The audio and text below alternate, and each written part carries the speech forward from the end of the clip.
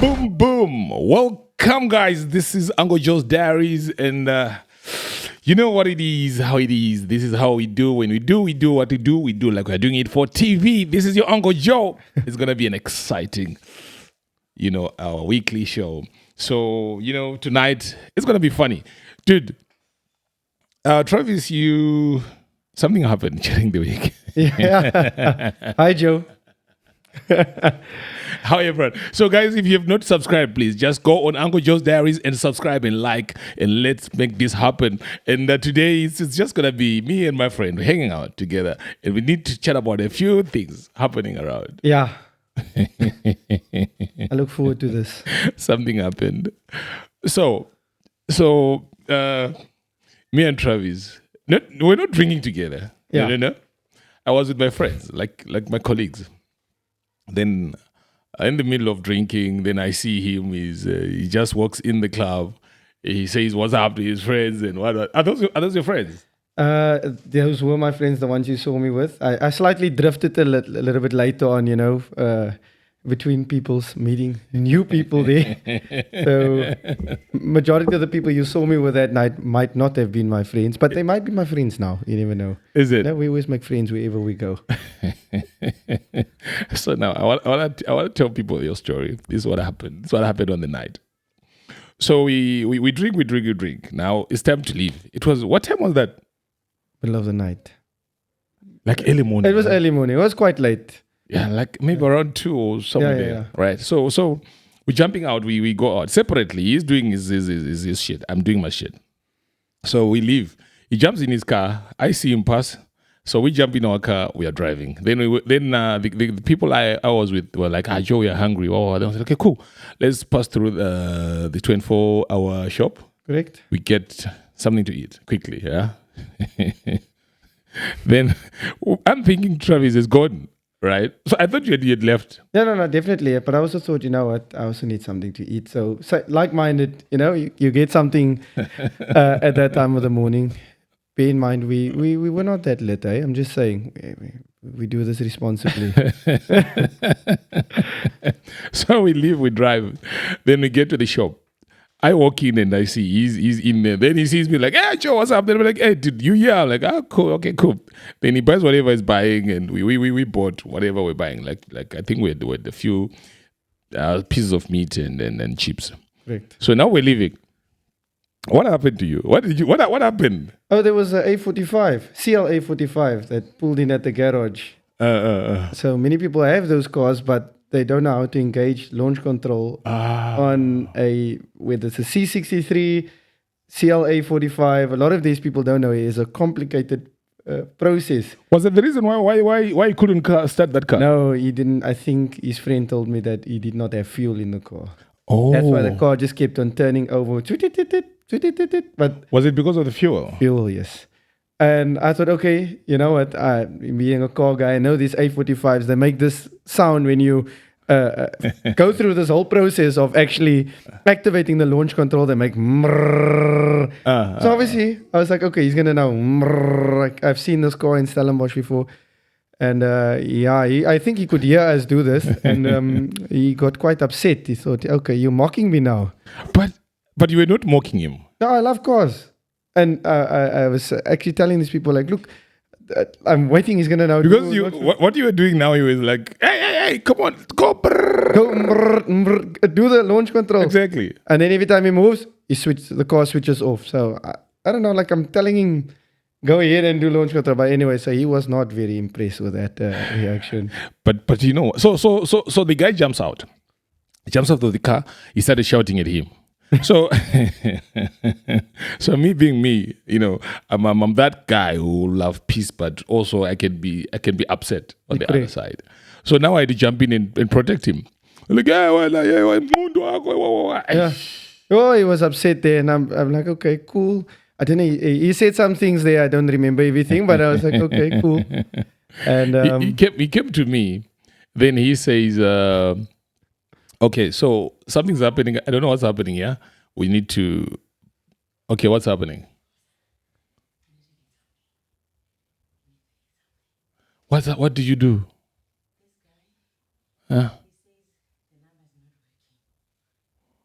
What do you mean? Did you pause? Okay. A shame. Are you recording now? Now you see, now I'm going to edit this thing. Yeah. I don't want to edit this thing. Maybe it's a good thing because now we've got so funny enough where I work, I have a drink and I took a drive to the garage. So maybe that's not a good thing. Are you recording?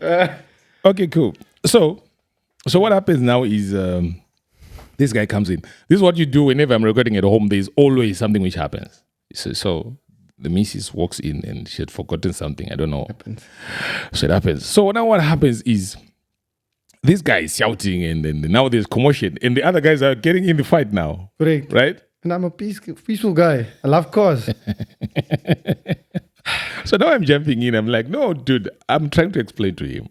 No, and this guy's walking with a limp. He's limping. Yeah. Did you see? I actually didn't notice. No, he was limping. He was like limping his leg. And this is driving. What value of that car? That car is expensive, eh? Yeah, it's about, when it was new, it was about R1 million. I think they R1 million? Yeah, they were out, or they are now. Okay, the new versions are about R1 million. So say at the time when it came out, let's say 750 to 800. It was a lot of money. I think. Dude, still, that's a lot of money. I think they're worth 450 to 500 now in very good, neat condition. So, yeah. Shit.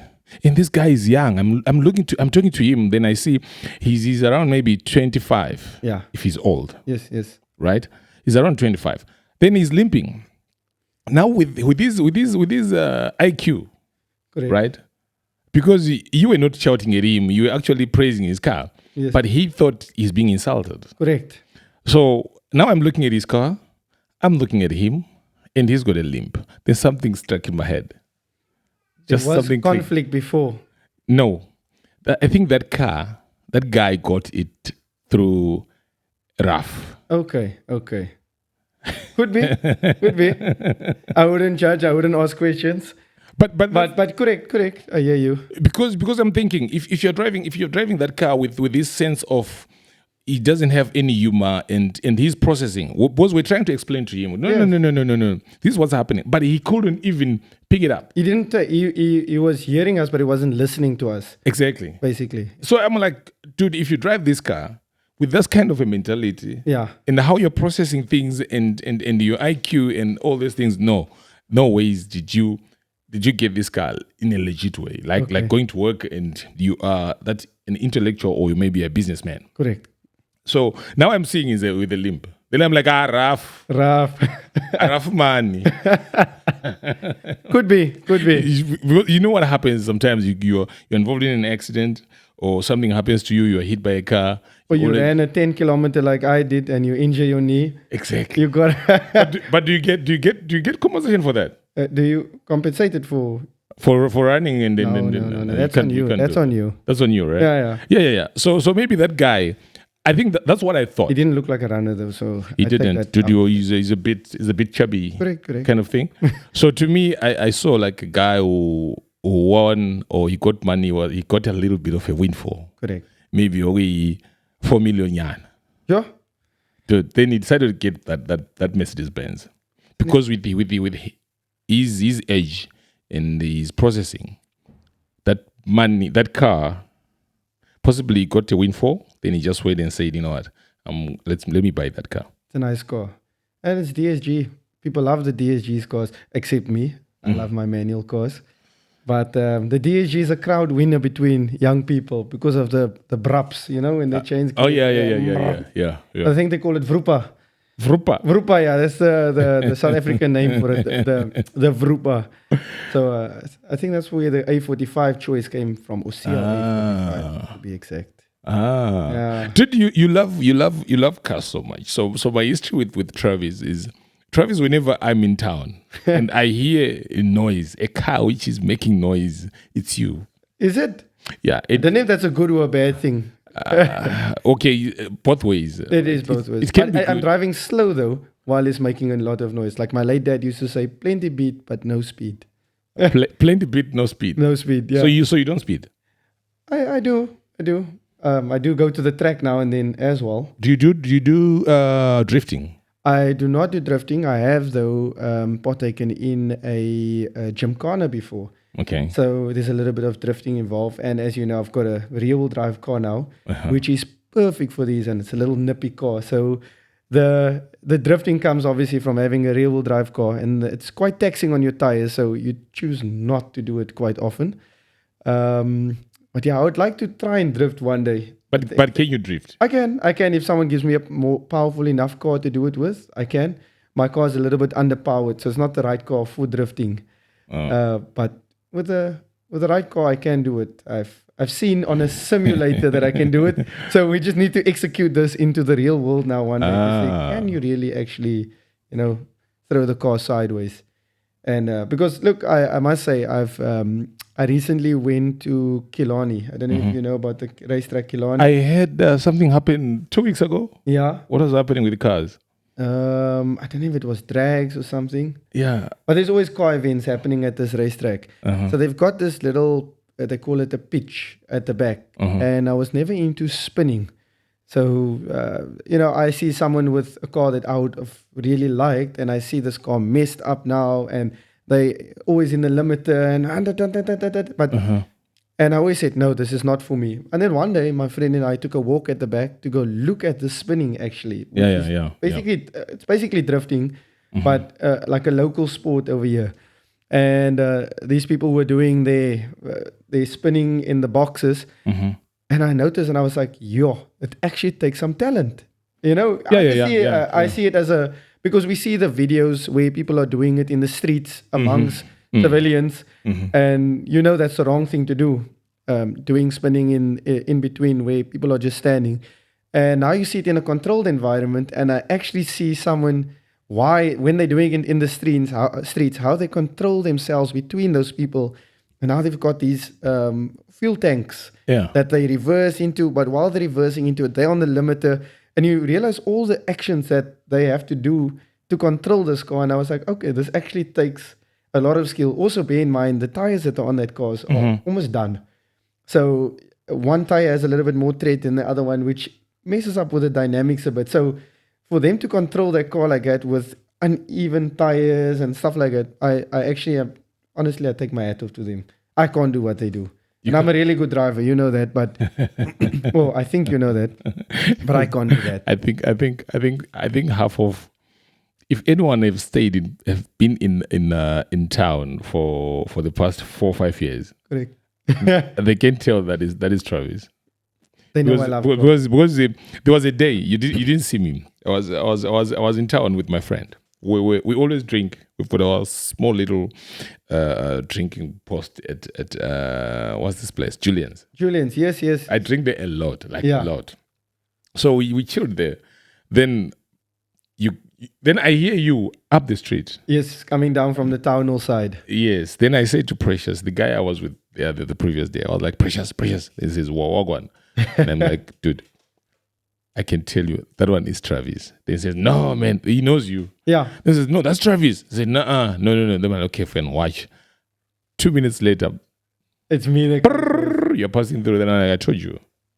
And it was me. Look, I do love that street, especially because, like I said, I also don't drive fast in town, but it sounds like you're driving quite fast because, firstly, my car does have a loud exhaust on. And if you are that person to drive in first gear in that one way, your car is going to sound like you're going crazy speeds, but it's echoing off the building and stuff. And so, like, those who know me, they'll know, like you say, it's Travis coming. And not even, I think for me, it's not like the one which you have now. Yes. I think all your cars. Except one, I had a 1991 Honda CRX that I left fully original. It was an old man's car. And that was the only one that, but all the other ones, yes, they were made louder. So you always modify your cars? Yes. Why? So I like, it's like, like you cut your hair, some people do a beard. But I think modifying the car in a sense, you're adding your character to the car. Okay. if I can put it like that. This car I haven't done much to because funny enough, I always said, I don't want to take a car by, I don't know what's the right word for it, but you care too much for it. Don't touch the car, don't do that. But I bought something that was it's sort of a collector's item in South Africa right now, and I don't want to do too much to it that the value drops. And this one, that's why I only did the little exhaust that I can actually easily remove at home. I don't have to go to a shop. But previously, I used to like to personalize the car, put on a different exhaust, lower the car. And the only thing that it, unfortunately for my sake, a lot of people get to modify their cars quite aggressively. Yeah. In my case, I take quite a bit of a while before I get to the point where I get the car where I want to be. It's quite expensive, and I don't like to take shortcuts. Okay, all right. I love mountain passes. I love going to the track. And for you to get your car to be reliable and safe, you need to spend a bit more. So instead of cutting a corner and saying, hey, I want those wheels, but those are not the genuine wheels, knowing that if I drive too hard on them, they can break and put my life at risk, I'd rather wait and save until I can get the proper thing, So, I do like to modify my cars. Because I hear the noise and I'm like, this one. It's him. It's him. It's always modified, and I've seen a lot of guys there in like motor clubs. Yes. Right. You see guys driving. Maybe you see 20, 30 cars. And a proper convoy. It's called a breakfast run. It's called a what? A breakfast run. I really eat breakfast on these trips, but I also partake in these sometimes. You don't do that. I do. I used to quite often with my previous cars with the Ford Focus ST. I think you remember that. Every Saturday. Oh, my mother used to ask, okay, where you going out today? It's a breakfast run. Sunday, you're going to church. You know what? There's a breakfast run this morning. What was the fun on it? What was the fun of it? So it was nice to meet like-minded people who love their cars. So what would happen is in the morning, you get very early in the morning. So you choose a mountain pass and a start location, end location, and sometimes, on early mornings, people are cycling on these roads. Oh, yeah. So you to avoid the cyclists and people who's running, you leave very early. So you meet the people at 6 o'clock, 5 o'clock in the morning. You just barely woke up. You're having a coffee, you're chatting, you're looking at, oh, wow, I've always liked a Honda S2000. There's a S2000 today. Cool. Now you see something that you don't every day see. And there's many of them. And, you get to meet the people who drive them, who look after them. And you end up taking a drive. Some people drive slow, some people drive fast. And at the end of the location, you get to an end location and you find that, oh, cool, you can drive actually, because I sat around this mountain pass with you, whatever, and I meet someone that can also drive well, just like you. So, yeah, like in the world of money, you network. In the world of cars, you network. You find that this guy can polish your car and make it look brand new. Cool, I'll keep you in mind. Let me take your number. And so you become lifelong friends, or something like that. Yeah, because I've seen a lot of people with in those groups. Yes. There was a time when I actually saw these guys. I think everyone was driving a Mazda. What's your MX-5? I think so. Most of them. Okay. Most of them had MX-5s on that, like the whole group. Okay. I've got pictures. Then you see people with the vintage cars. Yes. Like old cars, man. The cars that you rarely see. You don't see them. Yes. You don't see them like every day. Those are the special ones. Those are the ones you go to the car meets to the breakfast runs to see. When that guy decides today I'm gonna pull it out, Do you have a car which when you say this one I don't use it for work? Because I've realized sometimes you see certain cars on a Saturday. Yeah. Or on a Sunday. So you don't see them between Monday and Friday. Correct. Do you have a car? I have a car that is that special car to me that I'll drive only on a Sunday. So I inherited from my late dad a 1984 Ford Sierra. And Ford Sierra? Ford Sierra, yes, actually. And it's quite special because the Ford Sierra is a British car. And this one in specific is German based, so it's got a Cologne V6, a 2.3 liter. So people have the 2 liter or the 3 liter V6. Yeah. This one was quite special. It's a 2.3. And my late dad, was his first car that he bought brand new. Okay. 1984, and he never sold the car. And when he passed away, the car became my car. And shortly after his passing, I got the car and I bought my first car, my Ford Focus ST. How old were you then? I was 21. Yeah, I bought my Ford Focus ST. I think you remember that time I still worked at the municipality. I think. Oh yes, you used to work at the municipality. Yes, and then with I said, you know what, my first car that I want is this Ford Focus ST, and I was very fortunate to get it. Then the Sierra became the weekend car, and till today I still have it. It's the one car that will never have a price on it. You can try and throw money at me. It's not worth a lot of money, but to me, it's worth an infinite amount. You just cannot put a price on it. So that is my Sunday car that you... Is it? Yeah, if you see me out with that car, you must know the weather is great. There's no rain. And, the stars are aligned. That day, I'm out with that car. You don't go drinking on it? No. That car doesn't... Everything must be perfect around that day when that car comes out. I will literally drive it to the door, have a coffee, and it will come back home, and it's in a garage, and it will still be under covers again. Shit. How old is that car? 1984, so that's 1984. 1984. So I think if my math is right, 41 years. 41 years, if my math is correct, yeah.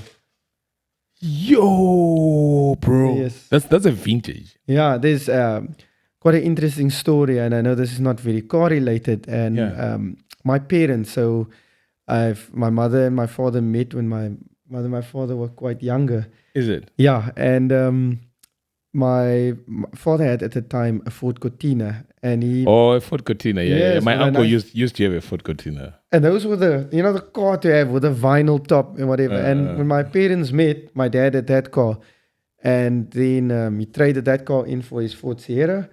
And my mother and my father, somewhere along the line, they broke up. Oh, yeah. Because my mother said, you know what, my dad was just all about his friends and the car. It's always the car. They're going out in the car and whatever, and things just didn't work out.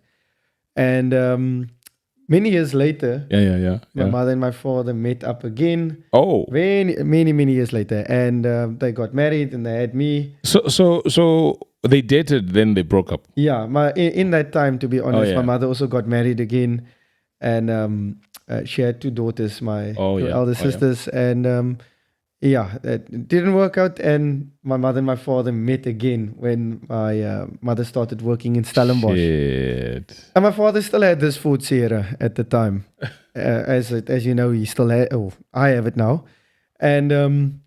What then happened was they started meeting up again, went out on dates, and got married and had me. And 17 years into their marriage was the first time my mother was allowed to drive this car. He had this motto of one owner, one driver. Shit. Yeah. Dude, that's crazy. Yeah, so 17 years of marriage, and then my mother was allowed to drive this car. But don't you think that's a bit selfish and risky? Because sometimes you want your wife to drive your car. My wife is busy doing the learners. I told her that you'll never drive if you don't get a license legally. Yes. You know what I mean? Correct. Like legal, because she was like to me, you know what? I've been failing. Right last week she went and wrote, it's the 11th time she was failing her learners. And I said to her, you are not going to drive until you get a license legally. They were like, no, let's buy. I'm not going to buy. No, you can't buy. No, because then you're going to be that one standing at the stop. Exactly. And you're like, oh, this one bought his license. Yeah. So now my thing is, my aunt, right? She never used to drive. Okay.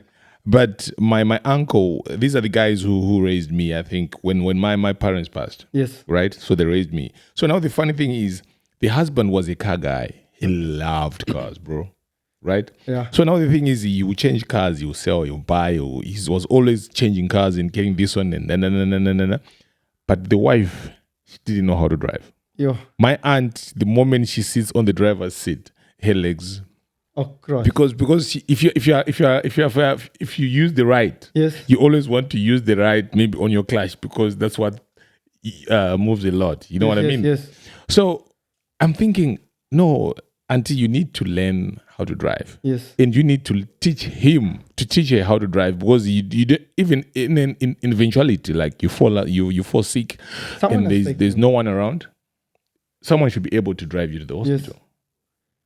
You know what I mean? Yeah. But then now in your parents' situation, that's the same thing. Like 17 years, and she was. So she could drive. She had her own car. Oh, now that's a different situation. Yes. now. And she always had her own car. It's just that car was special. And I, as a kid, my dad's cousin, his name was Hilton. He's also sadly passed on already. He one day drove the car, and my mother had a Uno at the time. And she loved that Uno, to be honest. Yeah. And my father fetched the car from her work, and my Uncle Hilton drove the Sierra home. And I drove with my Uncle Hilton. And I always used to get upset with my father because it's a V6. You can hear there's some sound. Yes. And my father drove slow. He nurtured He was his that car. cautious guy. Cautious guy. 2,500 RPM. He used to tell me, if you drive my car, you shift at 2,500 RPM. The car is efficient there. You don't need to drive faster than that. It's pointless. You drive a cool car and you drive fast. Why you opposite from your dad? A complete opposite. Complete opposite. My mother even says she's not comfortable driving with me because she can hear the car. She thinks you're driving fast because she can hear the car. Yeah. And my uncle's now driving the car home, and I think to myself, I tell my uncle, listen here, I want to hear the car. Yeah. No, 2,500 RPM. He shifts and he drives just like my father. He says, it's not my car. When you drive someone else's car, you are cautious. And it was quite interesting. It was funny enough, like you've probably seen before. I'm very fortunate. I've got friends with nice cars with some Porsches and stuff. And they very often give me the car and I live my best life with the cars. But I had to build up trust, which was something I learned from my father and Uncle Hilton. So it was interesting that day. Like, I want to hear this car. And told it I drive that Sierra and I drive it like my father drove it. My own car, I'll have fun with the revs. Sierra I drive. And I think it's something which people don't understand and don't get, that there are certain people who will never give you their car. Correct. Never. They will never. I know of a guy who used to give. I'm the only person who drove his cars. Yeah. He had a Mitsubishi. I think he had a Capativa. He had a C10. Yes. Mercedes Benz. He had, I think he had 3 cars. I don't remember the other one. And the first day when I started driving his cars, he gave me his car. He said to me, Joe, I'm drunk. I can't drive. Okay. Right? Can you take me home? So I drove him. I took him to his place. Then when I got to his place, I cleaned the car. Okay. Like I was just, because I didn't have anything to do then. Then I just said like, okay, fine. I just started wiping it, right? Yes. Then the following day we went out drinking and blah blah blah blah. Then he said, I drive my car because I want to drink. Okay. And his friends were like, how come you drive Chief's car? His name was Chief. We always called him Chief because he was a little bit moneyed. So we called him Chief. So we're like, how do you drive a Chief's car? Then I don't know. You ask him. He said, Chief doesn't give anyone his cars, but you. And to the point where when we used to do gigs, I used to have a little Toyota Corolla. You know, the name was Rusty because it was rusty on top. You know, it is very nice name. It had stayed too long under the shed. Okay. So the top was becoming rusty. So people were like, "Hey, Joe, you're rusty." You were rusty. I'm like, "Oh, yeah, that's Old rusty." face for rusty. Exactly. So now what happened was like, no, Joe, you can't go to imported meetings and these things with the rusty. Get my car. So I'll get his Capativa, then I'll drive. And sometimes I'm like, and even the wife was like, Joe, what have you done to him? Then I'm like, I don't know. He just let me drive his car. Yes. Dude, I will drive and go. In that car, I will spend the night at my house. In the tomorrow morning, I'll take it to him. Because of, I think I grew up in a space where my uncle was a car person. Yes. So I understood and knew the value which you put in your cars. You don't just throw your keys and say, you can You drive. can drive. I'm exactly the same. I work hard every day for that car. I'm not gonna easily just give it to somebody that's gonna go and drive fast. I'm not gonna get this opportunity again. Let's just drive it fast. And then, sorry, I crashed your car. I can't help. And then insurance says, oh no, but someone else was driving your car and they were speeding. Sorry, we're not paying out. And then I'm paying a bank for a nice car that's sitting as a rusted beer can in my yard. Eventually. Shit. And the girls, what happened? What happens with the car? Ladies loves cars. They do, but it doesn't work. I don't believe. I like the Vroepa will. Yeah. That CLA 45, the Vroepa, that one doesn't. This thing that looks like a little hairdresser car, that doesn't do it for them. I think the Sierra might do it strict though, but with the aunties. Yeah, you might get an auntie. You might get lucky with an auntie with that Ford Sierra. The Ford Sierra. Yeah. That will get you somewhere, but you must look for an older auntie with some money. But you make sure you wear. Have you seen those patch leather jackets? Yeah. So I've got a patch leather jacket that lays in that car, and old big Ray-Bans. They're quite heavy on your face. They're still gloss. So when you drive that car on a Sunday, patch leather jacket and your Ray-Bans, and hope for an auntie to see you. It's funny when you say to me, Joe, I'm single. Then I'm like, Travis, you single? Jim, you got the car. You got the looks and everything, but why are you single in South Africa with so many girls? There's lots of options. What's happening? What's happening in your dating cycle? What's happening? No, I'm terrible at that. I've always been from a young age, so I've never gained that confidence. Also, so funny enough, I was bullied on school. Oh, I never had these. I was skinny, and I will never forget this one day. As I was a nerd. Yeah. Oh, I'm still a nerd actually. I covered it up quite well, and I went up to this girl. And I said, I really like you. I'd like to date you. Yeah. But nerdy thing, not to go and, get to know the person. And she and her friends laughed. And I walked away. And I didn't know how to deal with it. Until today, I still don't know how to be smooth. Serious? No, I'm not smooth. Not at all. I'm friendly. I get to know everybody. But I'm not smooth. because to me, you are super friendly, and you easily relate and talk to people. Yeah. Like I love that part where you were interviewing Ivan and you were asking about the different masseuses and and the ladies. I'm like, no, I can see this guy. He loves a good lady, and he's married now. Yeah, I think his wife's name is Kelly, correct? Yeah. And he knows now not to, play around. But I could say, no, this guy knows what he's doing. and it surprises me. You telling me that I'm single. And I'm like, huh? How? How? I mean, I don't understand it, man. I'm really. But the funny thing is, do you know the amount of single people out there you meet?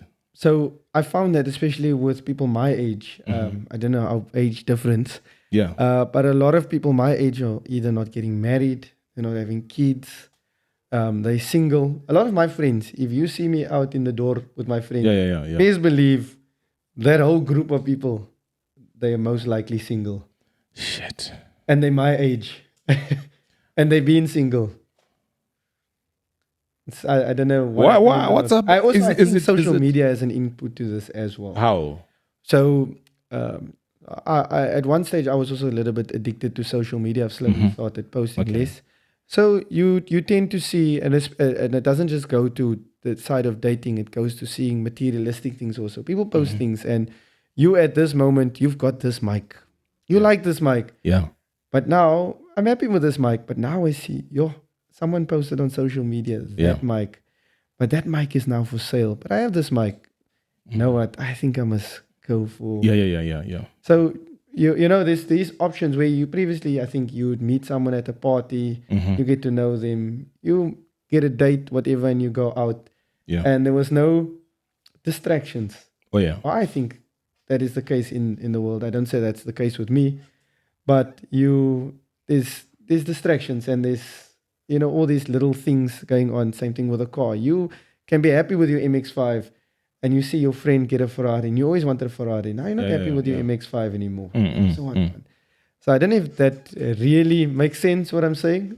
Yeah, it does. And social media has some influence, I believe. Yeah, but the people on social media is full of lies, man. Yeah. Nothing. I believe I fully agree with you. Even myself, what I post, I always tell my friends, don't believe everything you see on my Instagram, because you see me sitting at that restaurant now on social media, Yeah. and that was 2 days ago. Yeah. You know, Yeah. I'm sitting at home, I'm bored. Okay, cool. Let me post something I took the other day, Oh yeah. and people think, oh, guy, you were just the other day at the restaurant. Now you again today. That doesn't mean I'm there now. You know, there's you can't trust everything you see on social media. So basically, this is actually killing you guys, eh? It is. And it is an addiction. I believe it is, because, like I said, even myself, I fall into that trap. I'll take it off my phone for a week or so, and then the weekend comes, I put it on my phone. I go for a run. I just finished my run. Now I post, oh, I ran 10 kilometers. Oh yeah. And someone once said that, you know what, you must think, and unfortunately, if you decide to follow me, that's on you. But maybe there's someone that can't run, or maybe there's someone that can't eat at this nicest restaurant. Yeah. And you post this all the time. You might be making someone else depressed by posting you living your best life, not knowing that, okay, you maybe didn't have money to really go and eat there now, but you posted it, you had it. So there is two ways. Sometimes you filling a void inside yourself also when you post, because, like I said, I'll be bored at home. What am I doing? I'm not with anybody. Oh, let me just post something on social media, and someone else is looking at me, living my best life. Doesn't know I'm actually just sitting at home. I'm also in the same state as you. Don't know what to do, or you lonely perhaps. So yeah, I think social media has killed social life, like in real life. Yes. Because there's something which I've realized, that people are sitting at a table, they're having dinner as a family, right? But the funny thing is, they're on their phones. yeah. Everyone is talking to someone who is not there, who is somewhere else. But you've got your family and friends around you. They're in the moment. They're in the moment with you there, but you're talking to someone that's 30 kilometers away or whatever. They don't need to talk to you now. They can wait.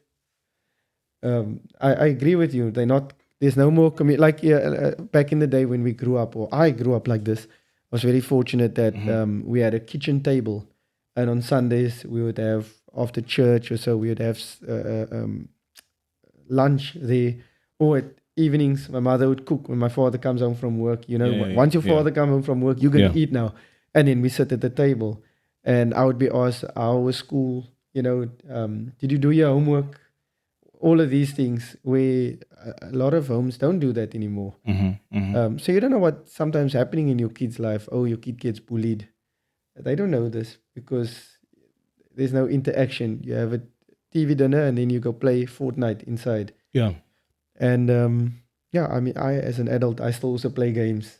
Yeah, obvious. Yeah, we do. We love games. I'm not going to lie that. But the social interaction that we used to have isn't there. And I recently on my social media, funny enough, I posted a video that I was quite happy that within my age group there was quite this big shift. I don't know if you've heard of this application called Strava. No. So it's also like a social media platform actually. Okay. All right. But it's for fitness people. Oh. So I just came from a HIIT class now, and you record it on your watch, and when you're done, it shows, oh, you burnt 450 calories, and you did it with so many minutes, and it will submit it to there. Or you go for a run. I did a 10-kilometer run, but now I did it in a better pace than I previously did. So your friend gets to see this, and they do the same. And to get back to why I made this video, I said it was quite nice that, look, I like to cater as well. Have a drink, social, have a braai. But I do like that, especially people my age and slightly older, they are doing more activities together rather than just going out having a drink. They go cycling, they play paddle, they go for a run. And I think that is a good way also to interact rather than us being on our phones all the time. Yeah. I think my wife has banned me taking my phone into the bedroom. Okay. My phone, all the phones, they stay in the sitting room. Okay. No phones in the bedroom. So So you know that when you have to try and reconnect. Yes. Yeah. But so many times when I think it started when at one point we're having like sort of like an argument. So we were not talking for the day. I always try when we argue with the missus. Yes. You see, we were very talkative people. We talk, we laugh a lot in the house.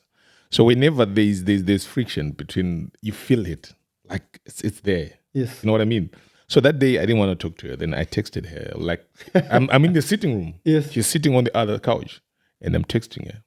Then she said to me, you know what? I don't think this is proper. Then she throws her phone away. Then we ironed out whatever was happening. Yes. Then we realized that, you know what? It's not just us. Most couples sometimes, I think they even communicate. They shout at each other sitting on opposite couch on WhatsApp. On WhatsApp. This is because of you. Da, da, da, da, da. And then ding. Exactly. Yeah. But it's like the people who fight on the internet, the keyboard warriors. Exactly. It's the same thing. It's easier to. I even say this at work. Sometimes I'm a difficult person at work. I was taught previously by an ex-manager that if you do what you're supposed to do and you do what's right, no one can touch you.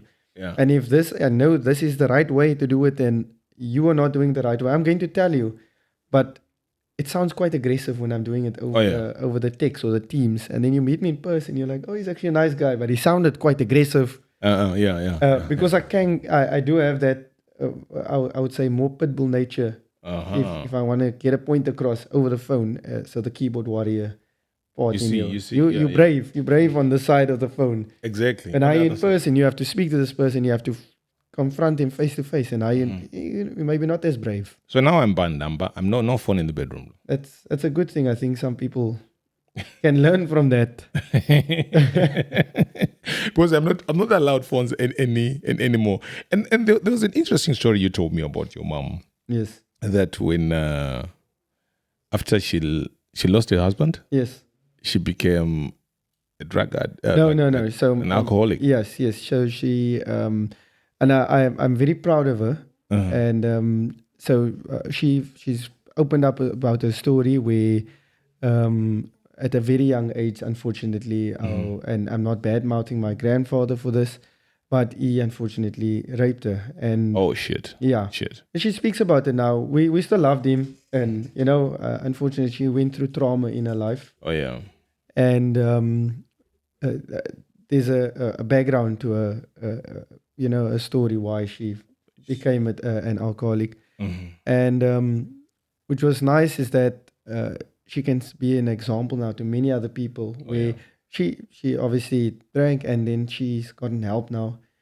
And she's 7 months sober now. And I'm very proud of 7 months, yeah. 7 months. And this saying that I still have a dopey, and I love a dopey. And she says, no, but you can have your dopey. Yeah. And sometimes I tell her, maybe I also have a problem. She says, no, you don't do it every day. So she knows I have a problem. She got help herself. And I think that is quite nice because she can help other people now. Also say, but listen here, this is my childhood trauma that I had. This is what I used, why I used it. I masked something. And this is how I dealt with it. I spoke about it. And she's worked around it. And I think that's really, really cool. And I take my hat off to her. I haven't gotten to that point yet where I say, I'm done. Drinking. Yeah. Did you drink? It's not easy. So to someone who does do it, where they say, I'm done. Like you said on the previous video with Ivan, where he just knew his personality. There you go. He was fucked up. Yeah. I can't drink. There we go. And that's it. And if he sees this video as well, I take my hat off to him as well. So, and to other people who make that choice. I think it affects, man, because I know even my background wasn't that smooth, especially when people drink. I don't know what happens with. It's still happening now. People still drink, yes. But I think our parents would drink. My dad, he will walk in the house, and you guys, the moment you hear that is coming, he will disappear. You know he's gonna go have a drink. You know when he has a drink, dude, he was very violent. Okay, yes. It's either you fuck up your mother, you kick you guys, and all those things. So the moment he walks, or we hear that is coming, yes, The moment we hear that he's possibly 10 meters away from the house, like cockroaches, You disappear. you disappear from this. If you're watching a movie or whatever, you're watching TV or whatever, or you're seated just chatting, Yes. the moment he walks in, you disappear. You go into your rooms, you close, everyone close their doors. You see, so I think started having proper interactions and proper conversations with my dad when I was at high school. Yeah. When I was young, Yes. like junior school, no, we never. I didn't know him. I only started knowing him when I was in my high school, and he said, "You know what? I'm not drinking anymore. I'm not smoking anymore," because my dad was a smoker. He would, He would smoke. He proper would. chain smoker, probably. Like, you see those guys who would light a cigarette, the cigarette. And then the next one comes on. Yeah, they would light this one and this one. Oh, yes. Oh, Yeah. my goodness. Those kind of guys. Yeah. Right. So until then, later when he decided, you know what, I'm gonna stop drinking, no more smoking. Then he became sober. That's when I started knowing my dad. But then I didn't know. And now, you know, as a family man, you decided, you know what, I'm gonna do the opposite. Yes. I have to know my kids. I have to spend as much time with them as possible, because you know these days, dude, if you live up to 50, That's a long time. 15 today's time. Is, that's great. It's sad because we know that many of us will not see that compared to our grandparents and stuff. We used to live long. We Yeah. might not see it as well. In my case, I was very fortunate. I did not grow up in an abusive home. Yeah, She had a problem, but I'm thankful she was never abusive. oh, And my father never really drank. He had like 1 or 2 and he was done. serious? Yeah, done. He's like, okay, that's cool. So how did your mom start drinking? Did she started drinking after she lost her husband? Oh, Yeah, so I would never know, and we never spoke that deep to find Oh, out yeah. why after that. But you know, it happened, and yeah, maybe I'll get to that point actually to one day speak and ask her, which I should have done actually long time ago. yeah. I just think we haven't really spoken much about it since then. But I think at that time will come. So you're doing cars, and obvious you are employed full time now. Yes, correct. After you left the city council, you were in the government. Is it a government? It is local government. The local government. Local government. Yeah, local government. That's when I met you. Yes, yes. Local government. Then you right now is a private? It's a private It's a corporate private thing. company that I'm working for. But you are involved. In physical fitness. Yes. You go to the gym. Yes. Are you a personal trainer now? I wish I was, but I'm not that fit. Maybe by next year, summertime, if But I'll there was time when you were bigger. I was. So what happened was I used to love lifting weights. You know, I had I still have a good friend that one day when I was super skinny, he asked me, look, I need to use a bench to do some chest. Yeah, I yeah, see yeah. you're doing chest. Would you mind if I join you? And he's a massive oak. He does Yeah, yeah. bodybuilding. Mm-hmm. And I said, no problem. You can join me. And he helps me with the weight. Oh yeah. And, you know, he says, I'm going to do this now. You're going to join me. And I go to the rest of the equipment. The next day, I come back and I'm doing back. And he says, oh, you're not going to join me. I see you also doing back. I'm yeah. doing back. Oh. And then he started training me and he got me bigger. So he's into bodybuilding. Oh yeah. And he helped me get some muscle. So obviously, like you say, I had more muscle. I was Yeah, quite yeah, a bit yeah. bigger. And there came a point where I started picking up weight. Oh. And I started getting a bit of a tummy. Oh, yeah, and, yeah, yeah. you know, I was lifting the weight and I was strong, but I didn't feel... And, you know, the whole thing about body dysmorphia where Mm-hmm. you look good and people tell you look good, but I don't look good. I don't feel I look good. So now you're upset. And then I just decided, you know what? I'm not happy with the way I'm looking. Even though I'm Mm-hmm. strong and whatever, I want to start running. I want to start cycling. I need to eat Yeah. healthy. Yeah. So at work, my one colleague, she said, I eat bastarkos. I don't know what that is, but I would assume it's bland food. Oh. So it's chicken breast, broccoli, and rice. And then they say, don't you want a little bit of a sauce over it? I say, no, I've got a goal that I'm trying to reach. To be in shape for summertime. No sauces. Leave me my sauces. No sugar, nothing. So, yeah, that's where the whole fitness thing... So now you're not involved in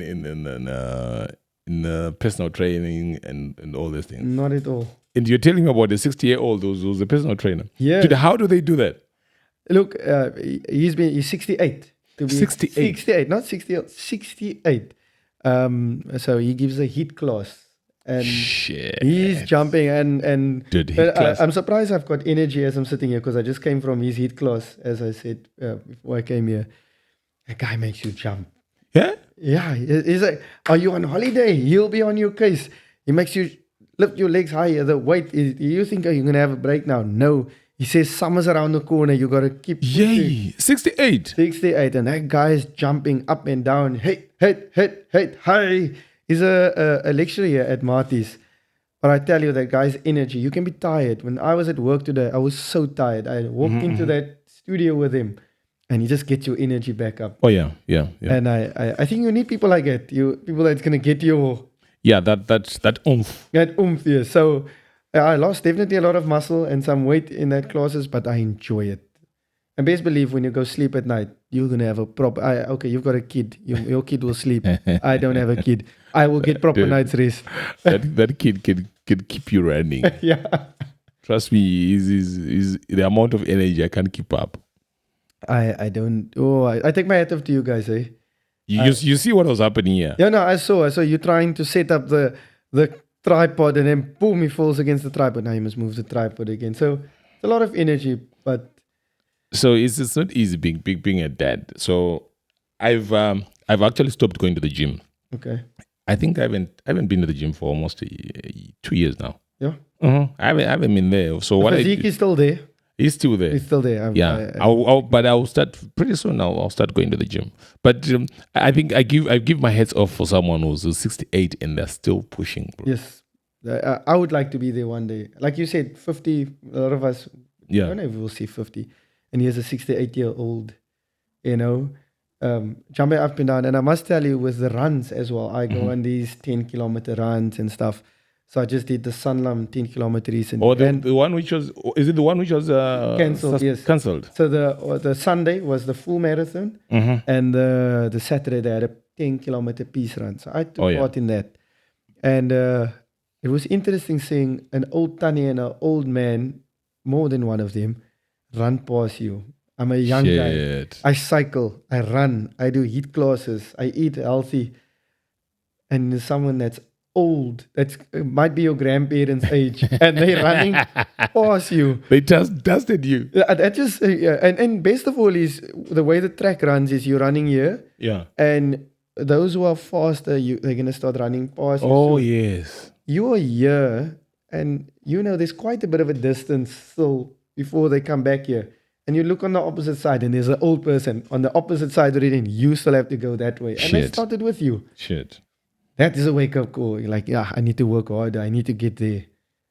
But it's encouraging though when you see all the people training. Yeah, you have no look, unless you have a very busy lifestyle, like and you have a kid. Yeah, you have things that occupy. I don't think it's an excuse though, man. But because I've seen people like you see the old Chinese people and the Japanese people. Yeah, they wake up around 5 or 4 in the morning and they're in the park. They're doing their martial arts or whatever they... all those things. They're meditating and all those things. And they're old, bro. And you wonder why these people... Then you see someone who's young than you waking up at 10. Wearing a gown. A gown. And like, oh, no, I don't want to go out today. That's why people tell me I'm crazy when I go hiking. And I always said, I'm able-bodied. I'm very blessed to be able-bodied. I'm strong, I can lift things, and I try and go hike. I like to go up a Kutsenberg or a Jonkershoek. And what's nice about it is there's lots of people that are not able to do that. You can't go up with a wheelchair up Jonkershoek. Oh yeah, sure. And I am able-bodied to do it. And I don't know what your life has in store for you one day. But while I can, I want to go up there. I want to be able to see the view that many won't be able to, or those that even are able-bodied are not going up to go and see. So that's why I do these things. Why I go on a hike. Why I go on a bicycle ride on a single track. It's interesting while rewarding, because it's not always easy. Especially on a hot day, you don't want to go there and mind the snakes as well. Yeah. That's true. That's true. But That's true. that's my motivation to going up there all the Because you don't know what's in store for you in life. Correct. One day you be involved in an accident or something happens to you and you lose your legs or your arms and you can't do those things which you couldn't do while you were able-bodied. Yes. And I always tell people that around us there are certain people who don't even know Cape Town in town, like town. They've never been to Sea Point or all those other places. They just grew up in their small environment and they are there. Yeah. Why can't you just take time to God? You know what I mean? That's true. It's I've had a similar thing when I started going into the restaurants in Stellenbosch Yeah. and Church Street. Oh, dude, they're like I counted restaurants in that street. They're like 54. Yo, I'm serious. I never thought of doing that. I'll try and do the same next time just to validate that. I'm serious. And a lot of Stellenbosch's places, and that's why I like where you are even. It's the Stellenbosch is very well priced. Yes. People think you come to Stellenbosch, oh, it's expensive. No, it is not. It's not at all. Stellenbosch is very well priced. If I go to town, my friends say that when I go to Cape Town, I'm like, oh goodness, here we're going again. I'm going to spend a lot of money for the same things I get in Stellenbosch. Yes, It's nice. I do want to go to town as well, but I know I don't spend as much because it's so expensive. And where I'm getting at with this is a lot of people who, when I was a bit younger or my family perhaps, they love Spur. Oh shit! Oh yeah. So Spur was obviously years ago was one of the first places within apartheid where people of color could go. And I'm speaking under correction, but I think that is where people love Spur. They were loyal to Spur. Yeah. I'm not a big fan of Spur. I'm very honest because I've learned to eat other places, and Spur has gotten expensive. It is expensive. It is expensive. I agree with you. It's very expensive actually. Yeah, so sorry Spur if anybody ever sees this one day from Spur. No, it is. Fuck them. It is expensive. It's expensive. And then you go into a place within Stellenbosch and you can eat something for so much better at a way better price. Exactly. But people were afraid to go in. Go there. They never wanted to see this place because they knew they were in their comfort zone. We just go to Spur. Yeah. They never decided, let's get out of our comfort zone and go there to where it looks like that's where the rich people eat. Exactly. Yeah. But that place is cheaper than where the rich people's places is cheaper than bro. what you. I've been to I'm going to mention these guys. I've been to is it Java? Yeah. On the corner. Yes. That place I eat there breakfast, lunch, or even dinner with family. Yes. And the amount of money you spend there. If you go there, the whole family with 1,000, you won't even finish it. Yes. Because you look at their pizza is about, you get a pizza for $100, 110, right? And it's the three of us having. So each pizza, or the beggars, they are maybe, you can get a beggar for 90 rand or 100 rand. Then drinks. And there's a burger special still. And there's a bigger special. You see what I mean? There's value. Yeah, but people don't know that. And they're always in their corner and thinking maybe it's expensive, even to fly. Yeah. There's one thing. Do you know people don't know that you can fly to Joburg? Easy. Durban. I used to fly every weekend. Not every weekend, maybe twice or 3 times a year to right? Just going there. I had my best friend was staying in Durban, and I would fly there just to see him, to spend the weekend with him and his family, and fly back to Cape Town. You know what I mean? And people always thought I had money. And then I think flights were like 1.2 with return. That's not bad. And people were like, no, you're flying. Dude, how long does it take you to do a bus from Cape Town to Durban? I would never. I would never. I think it's going to break either down somewhere, or it's how many hours.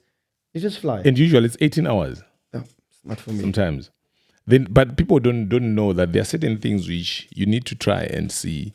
Maybe you can. Like what you're saying over even restaurants. Yeah. Restaurants are much cheaper than our traditional Spurs and all these other. I don't know chicken in, what was the other places? In Church Street? Yeah, all these other chicken, whatever. I rarely eat from those spots. Same. And I was chatting to a fitness. I think he's going to be in fitness influencer Yeah. sometime soon. He's up and coming, and he says, "Yo, he admires my eating out all the time." Yeah. And I said, "Yeah, one thing I must tell you, I do eat out quite a bit, but my eating out is not junk food, except for that night at the garage." But I do like to eat something nice. So my junk food would be a pasta, or I'm gonna have something fancier, or that I like to eat out like that. Instead of, I'm not a McDonald's person. My friends know I'm instantly sick if I eat. Oh, yeah. I do that as well. I don't eat food from, especially supermarkets. Yeah. You're not gonna find me buying something in a OK. Yeah, I don't do that. That's instant for me. Instant, I'm sick. You're gonna be sick, or anything that's processed, because your body is supposed to process the food. Yeah. If it's already processed, you're not gonna get much out of it. Yeah. So it's crazy. It's crazy, bro. You know how time flies. Time flies so much. So now, going into your car zone, what was your most expensive car you have driven, and where do you want to go? Like your best car. Like, Joe, when I get this car, I'm done. So the most expensive car I've driven, and I'm not allowed to say the value of the car. It belonged to a friend of mine. It was multiple millions, if I can say the value. What kind of car was it? It's a 993 RSR Porsche. So it was one of 45 in the world. And it was the only one that was released in this pastel yellow color. And it was the only one in South Africa. Shit. So an RSR, for those who know Porsche, it was a car that built for the 24 hours of Le Mans. So it was an endurance racing car, and this one was made road legal, or came from the factory road legal, and it was from Stellenbosch, actually. Oh, yeah, is it? Yeah, it's currently in the UK. It's sold for a lot of money, and I enjoy that car. So my most expensive car that I've ever driven was that, and it was amazing. First left-hand drive car that I ever drove, manual, pure raw. You could hear the little stones coming in the wheel arches as you drive and stuff. So special race car. But if it comes to a car that I really want, there's two, but this one, I'm going to give you the first one that's like, it might be more obtainable than the one you think would be the obtainable one. But I've always wanted a 991.1 or .2 Porsche GT3 in white. You love manual. Porsche. You love Porsche. I love Porsche. Manual without the wing. So it's called a touring. So it's not a big flashy car. You wouldn't know. You'd think it's a normal 911 until you see the badge or something. Those who know will know. And I've always wanted one of those. But something I've wanted more than that, which would have been my first car, is, I don't know the year of the car, but it's a Mark II Ford Escort 1600. Oh, I know those ones. I know that one. That one in cream. That's why I say it's easy to get a GT3 than a neat 1600 Sport in cream today. So the less obtainable car, I think, is the Escort than the Ford. Bro, Escorts. And the funny thing is, I think I've because I can do mechanics. Okay. Yeah. My uncle used to break these cars left, right, and center, bro. And to take a carburetor and split it. Wow. Then we put it together. I could do that. Then you just come and say, on a weekend or after work, you say, hey, can you open that carburetor? Yeah. Clean all the jets and put it back. Correct. Yeah, that's something my dad did with me as well. So I grew up doing those things. Now, I always tell people that I will never sleep in the bush because my car broke down. Yes. I'll always come up with You make a a way to fix it. I'll make a plan to fix it. I remember the other day when we're driving home, it was raining, and the wipers, they broke down. Yes. Right. And it's storming, bro. You know what he did? He took his shoelace and tied on the wiper. On the wiper? On the wiper, right. So what it does now, this wiper was moving one side. It was going down. Then it wasn't coming back. I see where this is going. So what he was doing now is his hand was out, right? So when the wiper goes down, with the holding his shoelace, then he lets it go down, then he pulls it back. Then he pulls it back. And then we're driving. Engineer. Exactly. Then I'm like to him, and then he says, you know what? you always, as a man, you need to always come up with a plan. Yes. There's no way I would drive with no wipers and it's raining like this. It's dangerous. Yeah, I have to. We have to move. You see, and that's how I was taught. I'm like, no. Sometimes you always have, as a man, you always have to make a plan. I try this. Compromise. You have to compromise. Sometimes you have to put your. It's a saying in Afrikaans. Let me see if I can. But it's you moet jou trots in jou sak sit. If you put your can't get to it. Your ego. Put your ego in your pocket. Oh yeah, your ego in your pocket. Be innovative. Take that shoe. Yeah, like improvise. Make it work. You don't have to. You're not by means to go to a shop right now because you're in the middle of the store at night. A storm at nighttime. Use that shoelaces. That's true. That's true. So I'm gonna hook you up with a girl, guys. This is the thing. This guy is single. Like Travis is single. But I don't believe him. I don't know how. I don't believe him. So you need to do your background check with him. But I'm just putting him out there. They'll leave the details in the comments below. Oh yeah. So he says leave your details in the comments. He will look for you. I'm gonna hook up. I'm hooking up. So now he needs to be. You need a. They must be able to cook. That's what I always tell people, bro. I always tell people that as a mother, if there's one thing which you need to do is teach your daughter how to cook. Even son. Yeah. Dude, I cook every Monday. Yeah. That's good. Monday they know I cook. And what I do is I cook my best meal and they love it. And everyone when they start cooking, so my wife yesterday, you know what she did? She went out, she bought like vegetables, okay, right, and meat. Then she says, "Oh, baby, can you do your thing?" Then I'm like, "What am I saying?" Yeah. She says, "You know what you do, Pele." Then I'm like, "Okay, cool. Just put it there. I'll sort it out." And they can't wait for me to cook just that meal, just one day. You know what I mean? Your specialty. My specialty. Yeah, that they know. They know that when I do this, I do it proper. You see. So what I'm saying is, I think men, we enjoy food more than anything else. I think even more than sex. Sex Food comes later, good. But we need food. And you can get it every day. You see. You can buy it. Yeah. Every day. So if you've got a wife who is terrible at cooking, oh shit, man. It's gonna be a long day every day. I love to cook.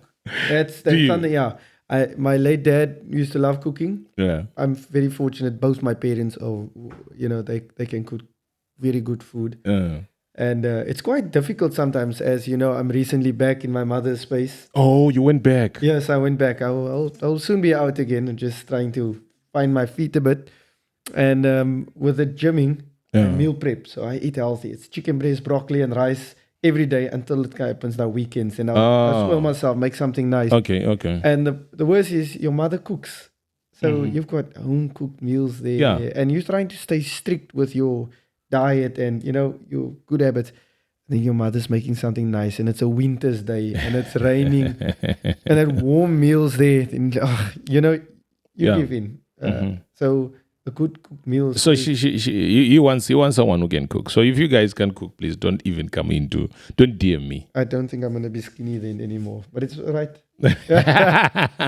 No, you wake up, man. You're a guy who works out, so you need someone who really enjoys being in the kitchen. Feeder. Yeah, a feeder. Yeah. So you need to do. So you guys take care of him. But otherwise, dude, thank you so much for coming through and having a chat with me. Thank you too. I enjoyed this. Yeah, I thought I would be nervous, and it was great. I was very at ease. We need to do it more often, man. Yeah. Chill and talk. So I don't know, man, because I was telling my guys that, you know what, we need to have a space where we need to talk about mental health for men. I even discussed it with on my previous show, that I think as men sometimes we don't get time to be in a space where it's us and we pour out to each other and listen to each other, because we go through a whole of shit, man, as a man. You know what? And this might not sound the most manly thing to do, but that night when you also saw me, when you already left, and I was still hanging around. I know, like I said, I made friends that night. I didn't know them, but I was okay, cool. I'm just now chilling around, and a friend of mine came in to come greet me. Yeah. And when I saw him, I haven't seen him in a while, but I needed a familiar face. Oh yeah. And I spoke to him. I was also in a little bit of a dark place. I saw you when I came out of the door. There's a guy you were standing with. Yeah. Then I'm like, then he said, "No, Joe, I'll come and see you." Yeah. You remember? Yes. And I actually held my friend. And I shed a few tears in a bar in my friend's arm. But I sent him a message afterwards, and I won't speak what he said back and whatever. But I told him it was nice to see another familiar face and someone I haven't seen in a while, and someone also who, as a male, I can speak to him. I know whatever I say to him stays between us. Oh yeah. And instead of bottling it up all the time, and I think it is good for people to be able to speak. You say, "Hey friend, what you doing? Yeah, let's go have a beer or something to eat." And I need to talk. I'm in a dark space. Exactly. Are you willing to give me an ear? It's important. I think as men, it's very important, because if you look at the number of suicides happening around people, they just go. People are depressed. A lot of things are happening out there. And as a man, sometimes you can't talk to your wife, you can't talk to your children, and we are busy. Yeah. You wake up in the morning, you're at work, you come back, you're doing A, B, C, D, just trying to make sure that the family is fed, and you don't have time to look at yourself and check at yourself. Sometimes you look at a man sitting there and he's quiet. Right. He's going through a hell. And a lot going on here. But yeah, he's quiet. You don't know what's happening inside the head. But yeah, it's true.